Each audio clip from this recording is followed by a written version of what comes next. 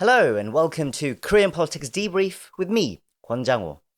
So another week has come and gone and still no impeachment ruling on President Yoon Suk Yeol. But we do now have an impeachment date for Prime Minister Han Duck-soo. That came in a surprise announcement on Thursday.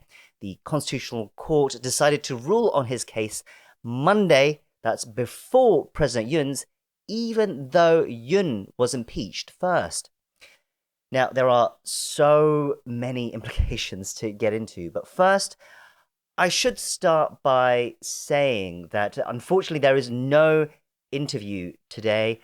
It will just be me yapping this week.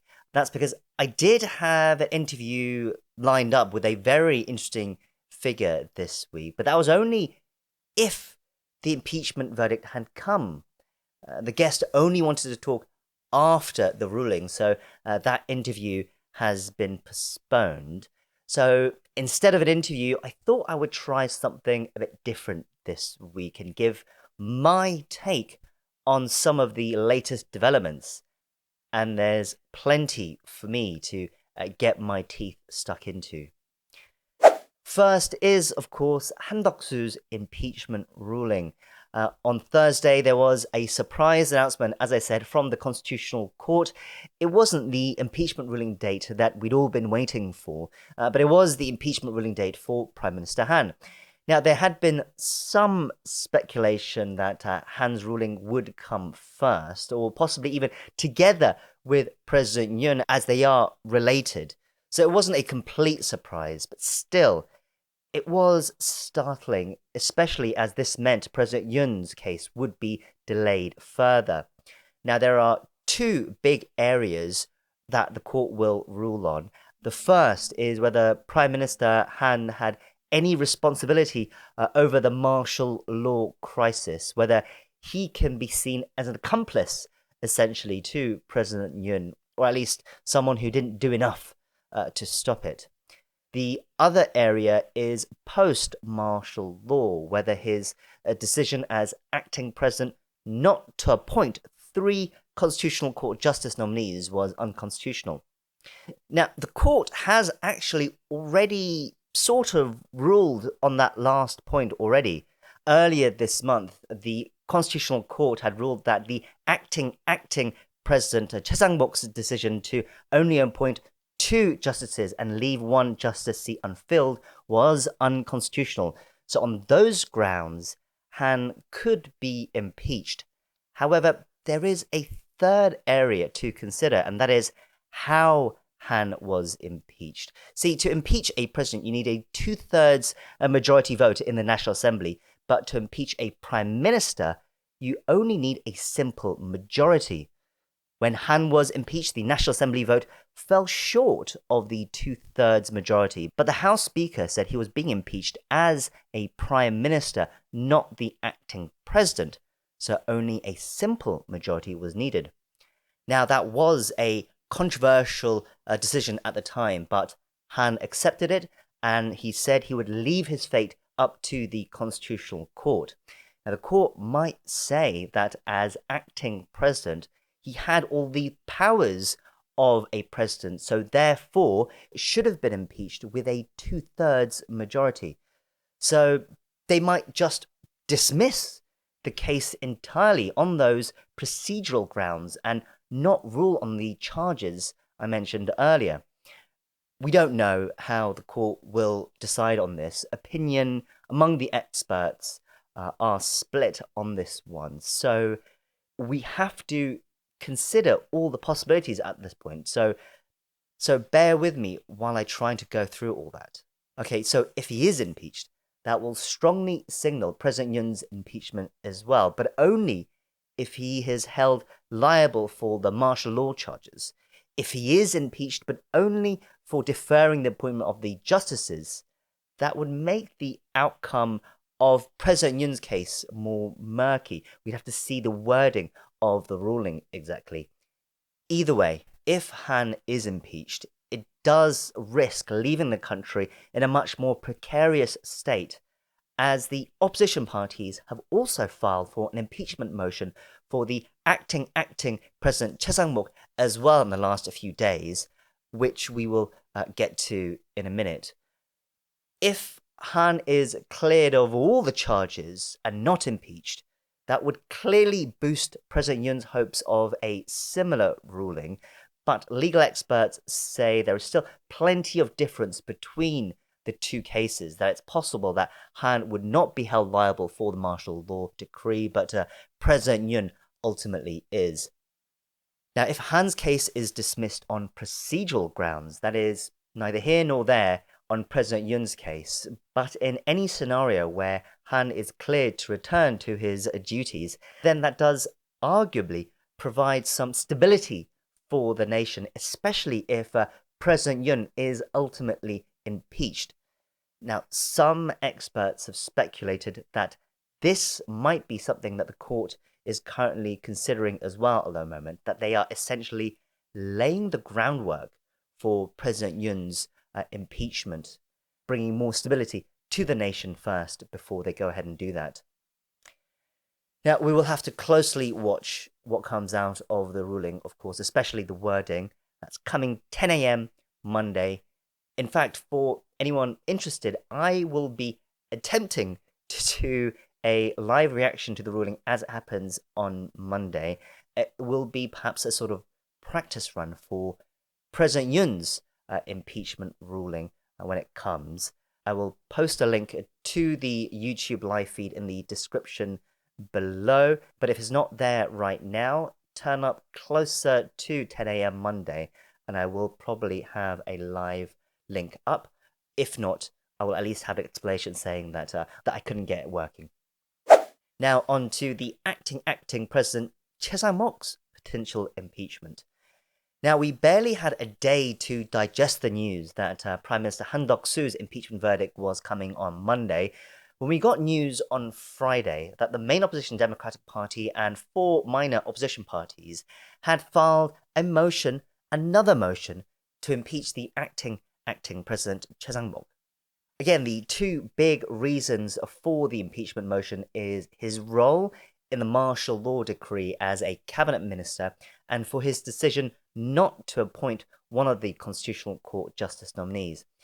Now, as I said earlier, the court has already ruled that that decision was unconstitutional. So if the National Assembly were able to impeach him, the court will likely hold up that impeachment. But will it really get that far?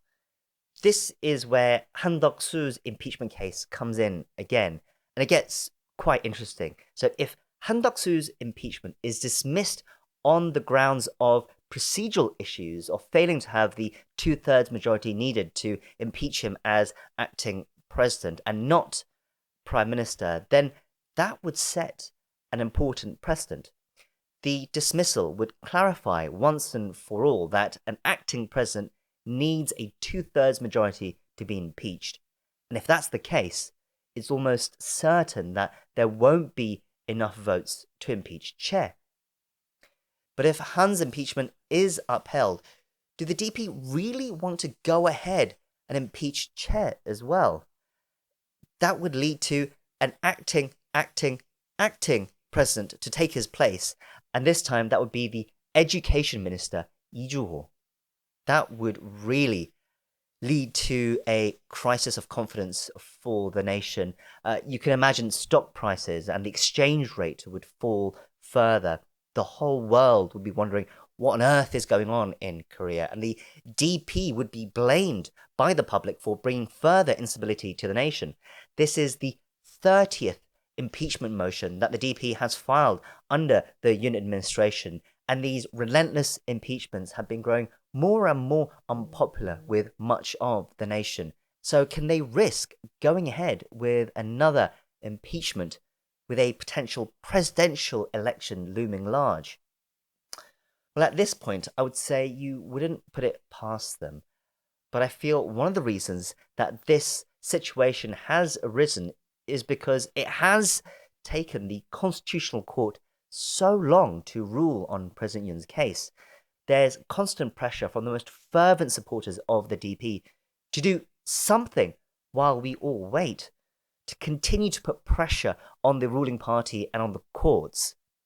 But by caving to this pressure, they risk turning away more moderate voters who are fatigued with all of these impeachments now. Much will depend on the ruling of Prime Minister Han Duck-soo's impeachment trial on Monday, and also when the court will announce President Yoon's impeachment date. Now, on that note, with Prime Minister Han Duck-soo's ruling coming on Monday, the speculation is that President Yoon's ruling is not far behind. Now, as I said, some think the Constitutional Court is laying the groundwork for Yoon's impeachment, so that would perhaps make sense. But once again, we really don't know. Officially, the court has 180 days to reach a verdict, which takes them up till June. But actually, the deadline is more like April 18th, because that is when 2 of the justices are scheduled to retire. And it's very, very unlikely that they would let that eventuality come to pass. But it's perfectly possible that the case could drag on until April. I definitely wouldn't rule that out now. So why is this taking so long? Again, who knows? No one except the justices really know. Even previous Constitutional Court justices have been telling reporters that they are surprised at how long this is taking. They could be arguing over the details of the ruling, that they could be trying to convince each other to reach a unanimous verdict. Those are the most bandied about speculations at the moment, but no one really knows. We just have to wait and see what the justices say in their ruling. But at least the justices can't be accused of rushing their decision now. So we don't know when the ruling will come, but we can be assured that we will be given some notice, at least a couple of days, just because of safety and logistical reasons. The police will need time to prepare, of course, because there is the threat of violence, and schools and businesses nearby the court need to be notified as well. It's already been announced that the schools nearby will be closed on the day of the ruling. So we will get some notice before the verdict comes. Now, another reason that some have speculated the Constitutional Court are taking so long is that they're waiting for another major ruling in the next few days, and that is the appeals trial verdict for the DP leader and leading presidential hopeful Lee Jae-myung. That is coming on Wednesday, so the next few days are going to be very busy indeed. So just to recap, in November last year, Lee was sentenced to 1 year in prison, suspended for 2 years for violating the election law, specifically for lying essentially during the 2022 presidential campaign. Now, this is the first of many legal cases that he was facing, but that sentence was stronger than what many had expected, and it also meant that he would not be able to run in the next presidential election, but only if the sentence is upheld in the appellate court and ultimately the Supreme Court as well. So the appellate court verdict is coming Wednesday.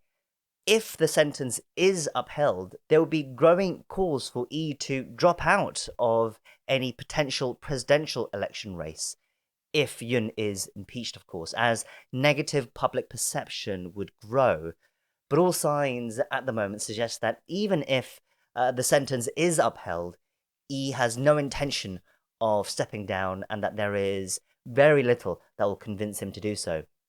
So then the big question is, could there be enough time for a Supreme Court ruling to come before a potential election? That seems highly unlikely. At least it did seem more unlikely before the Constitutional Court kept delaying its decision on Yoon's impeachment. There is this principle that a first ruling should take 6 months, an appeals trial should take 3 months, and then a Supreme Court ruling should come 3 months after that. But the presidential election has to come within 60 days after the impeachment is upheld, so there is likely not enough time for a Supreme Court ruling to come by then. But is the Constitutional Court trying to increase the chances of that happening. Most legal experts dismiss that theory, that wouldn't factor into their decision, or at least it shouldn't. But the question does hang in the air. In any case, we will see how the appellate court rules in Lee Jae-myung's case on Wednesday, and if the sentence is upheld, how the DP will handle that will get very interesting indeed. Okay, let's briefly talk about some other bits of news before we go. It's been a really bad week for one of the leading presidential contenders from the ruling People Power Party, Seoul Mayor Oh Se-hoon. First, on Thursday, he had his office and home raided by prosecutors over allegations of corruption surrounding his ties with the controversial power broker Myung Tae-gyun. Allegations suggest that during the 2021 mayoral by-election, Oh received illicit support from Myung, who purportedly provided polling data and strategic advice to bolster Oh's campaign. This is the same Myung, of course, who was involved in allegations of corruption with President Yoon and First Lady Kim Gun-hee as well. It's still really unclear how involved Oh was with Myung, but just the fact that prosecutors raided his home and office projects this image that the authorities are closing in on him, that there is something to the allegations. It just shows how sticky the Myung Tae-gyun allegations are and how it could drag him down ahead of any potential nomination process. But arguably more damaging is what happened the day prior. On Wednesday, he was forced to backtrack on his decision to lift some real estate restrictions in affluent areas of Seoul after only 35 days. The reason he was forced to do this was because his decision led the house prices in these areas to skyrocket. He ended up not only putting these restrictions back in place, but then he expanded them to more areas, and he apologized to the public in the process as well. So why did he lift the restrictions in the first place? Well, the analysis has been that he made the move 35 days ago with the potential presidential election in mind, that he was attempting a brave move to woo the free market conservatives who had heavily criticized the restrictions implemented by the Moon Jae-in administration. But he appeared to do it without proper coordination with the central government, and the move backfired incredibly, with apartments in Gangnam and Songpa seeing the biggest price rises in 7 years. Now, we all know how important house prices are in Korean politics. It's been argued that surging house prices was the leading factor that led to the downfall of the Moon Jae-in administration and the DP, and that ultimately led to President Yoon's election win. So this is hugely damaging for Oh's reputation. For many, this will be a failed litmus test, evidence that he cannot be trusted to deal with one of the top issues as president, housing prices. Now, he unfortunately has form in this sort of self-sabotage. As we noted in episode 3 of the podcast recently with Subin Kim of A Korea Context, that in his first stint as Seoul mayor, he ended up resigning because he called a city-wide referendum on a universal free school lunch program. He was against free school lunches, incredibly, citing fiscal responsibility. He staked his reputation on it, but when turnout failed to pass the 33.3% threshold, he resigned essentially in humiliation. So that was all the way back in 2011, and it's taken him this long for his reputation to recover enough to become a leading presidential candidate. But just as people were about to start forgetting about what happened back then, this fresh debacle has arrived. He was meant to be seen as a safe pair of hands post Yoon impeachment, the centre-right moderates' first choice for those who couldn't stomach Lee Jae-myung. But there are now serious doubts about his chances. His star has fallen considerably. Now, the final topic I want to briefly touch upon is the rather unexpected bipartisan agreement on pension reform. I say unexpected because the two main parties have been at such loggerheads at the moment, and there hasn't been anything else of note that they have been able to reach an agreement on, that I doubted that there would be a serious breakthrough on such a major issue like this. But a breakthrough has come, but with caveats.